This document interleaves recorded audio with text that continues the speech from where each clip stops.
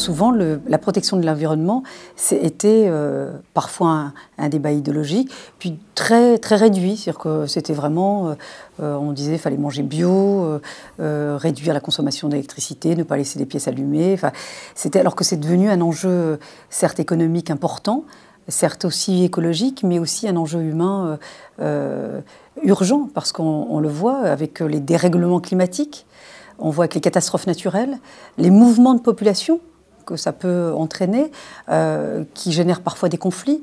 C'est ce qu'on a aussi qualifié parfois aussi de réfugiés climatiques.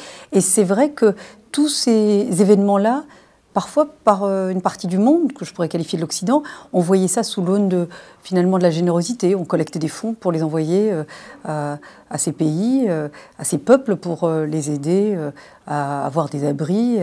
Et ensuite, on l'a vu sous un angle de la sécurité, parce qu'il y a eu beaucoup de conflits dus à ces mouvements.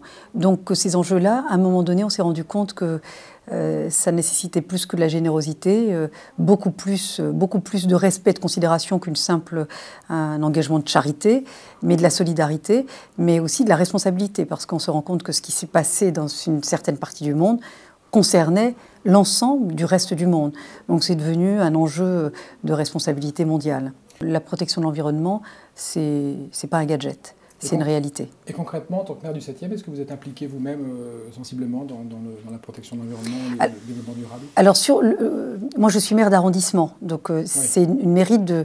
Je ne suis pas un maire de plein exercice, puisque c'est le maire de Paris qui a l'autorité, qui a la personnalité juridique. Moi, j'ai très peu de pouvoir ou de prérogatives. Pour autant, on crée des événements, on sensibilise par exemple les enfants des écoles, notamment des écoles primaires, à la protection de l'environnement avec les éco-gestes, que ce soit le ramassage de détritus sur le champ de Mars, par exemple sur ce qu'on appelle l'avenue de Breteuil. Enfin, il y a un grand espace avenue de Breteuil, et puis aussi sur le tri sélectif, sur la consommation, de dire que quand on quitte une pièce, on éteint la lumière, de fermer le robinet quand on se lave les mains. Donc il y a quand même beaucoup de gestes qu'on essaye d'apprendre et de sensibiliser les enfants. Je ne vais pas dire que je donne de l'alimentation bio pour ma fille, mais les ampoules, par exemple, c'est vrai qu'on a maintenant les nouvelles ampoules basse consommation, donc c'est vrai qu'on y prête plus attention,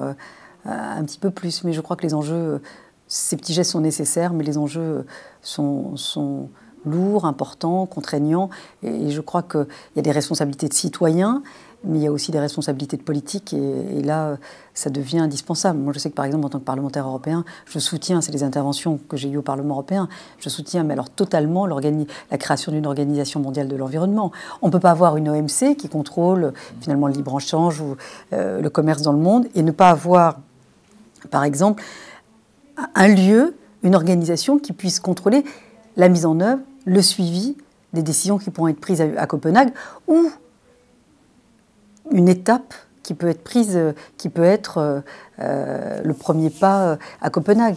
Moi, j'y crois pas. Je n'y crois pas. Moi, je crois à des objectifs précis, clairs, mais aussi avec des moyens contraignants à les mettre en œuvre. Et moi, je crois totalement à la création de cette organisation mondiale de l'environnement. Je crois que la politique peut changer et améliorer la vie de nos concitoyens, mais encore faut-il qu'on tienne nos engagements, encore faut-il s'engager et avoir et la volonté et l'ambition de le faire. Moi, je sais que je fais tout ce que je peux, et mon mandat, je l'exerce dans la totalité et vraiment dans son côté entier.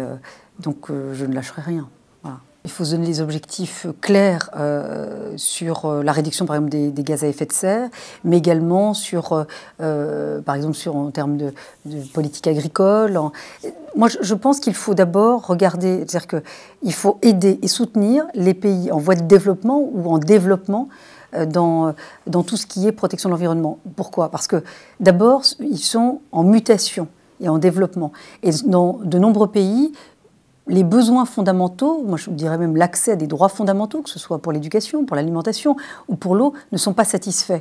Donc vous ne pouvez pas demander à quelqu'un qui se bat toute la journée juste pour survivre, en plus de lui dire tu as une responsabilité supplémentaire, il faut en plus que tu protèges l'environnement par tel et tel geste ou par telle et telle contrainte. Donc il faut aider à faire passer ces pays, ces populations, finalement, à des gestes, à des économies propres, ouvertes. Ça dépend le terme qu'on emploie.